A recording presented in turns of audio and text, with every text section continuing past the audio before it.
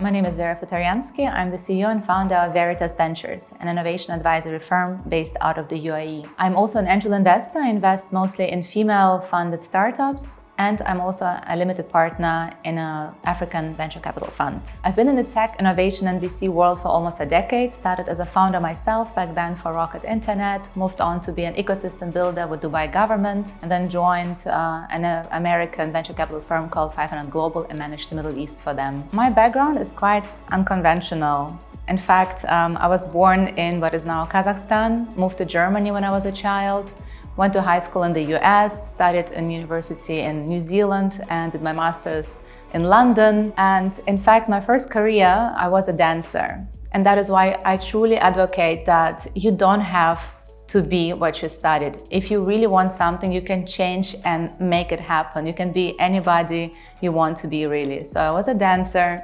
I danced Argentine tango, lived in Buenos Aires for a while, taught and performed in Europe. Then due to an accident, my path was closed and I had to choose a new path. So I decided to study international relations and European studies. I went to London School of Economics and after that went to Brussels and worked in the European Union for a couple of years. Loved it, loved the diversity of all the different member states. However, after a while, it became too slow. I really realized I love the fast pace. So I decided to venture into the tech world. I joined Rocket Internet, which was at that time the ecosystem builder in Berlin. I joined Rocket Internet. I managed the global communications during the IPO, and then I came to the region as an entrepreneur in residence to launch a startup for them. I love Dubai, I decided to stay, and I've been here ever since. It's been almost a decade. I built a startup for them here, ran it for a year, and then Dubai government reached out and hired me to build Dubai Future Accelerators for them, which was a really interesting project of bringing a lot of innovative companies to Dubai, to pair them with different government entities to advance innovation and in all the different sectors. And after that, I joined a VC firm, 500 Global, started going to Saudi Arabia, launched the first international accelerator there, brought investor education, really has been part of building ecosystems. I realized I really love building ecosystem, building something from scratch,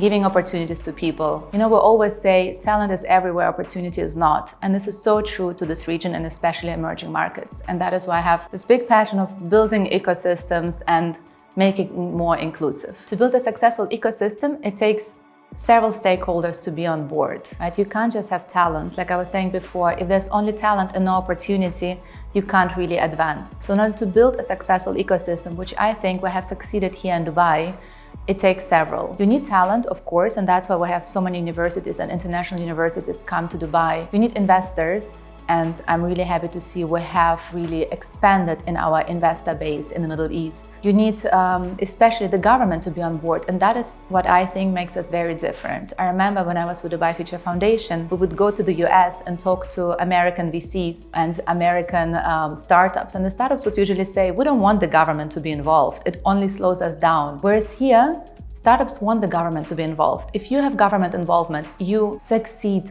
and you go much faster, because you have those collaborations, you have the projects. And every government entity wants to innovate. We have a project here also called 10X, which means, you know, Dubai wants to be 10 years ahead of any other city in the world.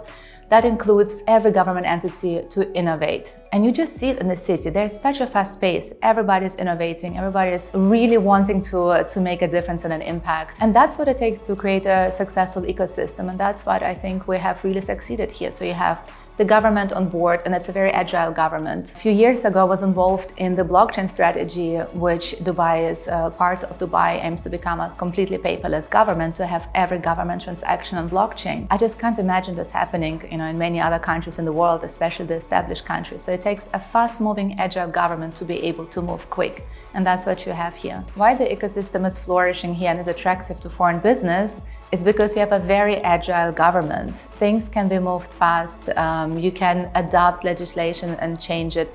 And obviously, I mean, you have the weather here, you have the talent, we have many more opportunities. You have Western VCs now looking at the region as well, which was not the fact earlier. So I am very hopeful and really excited to see what's happening in the region going forward. Last year, I was on a panel with one of the prominent journalists in the region, and he asked me, Vera, you've been in this ecosystem from the very beginning. What has changed? And I told him while I was sitting on that panel, looking into the room, I said, 9 years ago, when I spoke on my first panel here, I spoke to a room full of men. Now I'm speaking to a room where at least 50% are women. This is the change I've seen in the region, and this is what I find is a huge impact. We all know we have more women in STEM education here, but unfortunately they drop off later. So if we can keep them in the ecosystem, if we can keep them in the tech environment, then I think we have achieved a great impact. Why I joined the Female Angels 2022 movement as part of the steering committee is because I strongly believe that we can have more women as angel investors. There's a huge barrier for women to go into investment because they think it's so difficult and complicated and don't feel ready for it. However, it's much more easier than one thinks. So the Female Angels movement has been organizing boot camps, has been organizing sessions to really create education around this topic and to show women that it is much more easier than you actually think it is. You don't have to have huge capital in order to start investing. You can start with $1,000. And why is it important that we have more women as investors and venture capitalists potentially as well? It's because you usually invest into somebody you can relate to. So if you sit on the investment side of the table, you relate to the person across from the table from you. So if we only have old men sitting on that side of the table, they will invest in young men because they feel, oh, this is like me when I was younger. So it's really important to change that. We need to break that barrier really for women to come and decide, I want to invest, I want to support other women. And to also, realize that the return on investment is there, but also it's about impact. I think what's much more important going forward is what impact we'll create with our time and with our money. We are the ancestors of our future. So the question is, what kind of future are we leaving behind? How do our decisions influence the future? What kind of actions are we taking today that will leave the future for others? There's an ancient saying that says we are influencing the future for 7 generations after us. So I think it's really important for us to be very intentional and conscious about our choices and decisions. And that includes bringing more women to the table. A quote that I live by, especially since I met him last year in person, is a quote by Sadhguru. I had the pleasure and honor of moderating a panel with Sadhguru at the last World Economic Forum last year in May. And he has this beautiful quote, which I think is really essential and so important for many leaders nowadays to remember. Leadership is about courage. Once you become a leader, your life is not about you anymore. It's not about just yourself. As a leader, your life is about everything and everyone around you. And I think this is really important to remember for our leaders. A quote that has influenced my life a lot and I live by is the following: I don't live my life merely to survive, but I live my life to thrive. And I try to do so with some passion, some compassion, some humor, and a lot of style.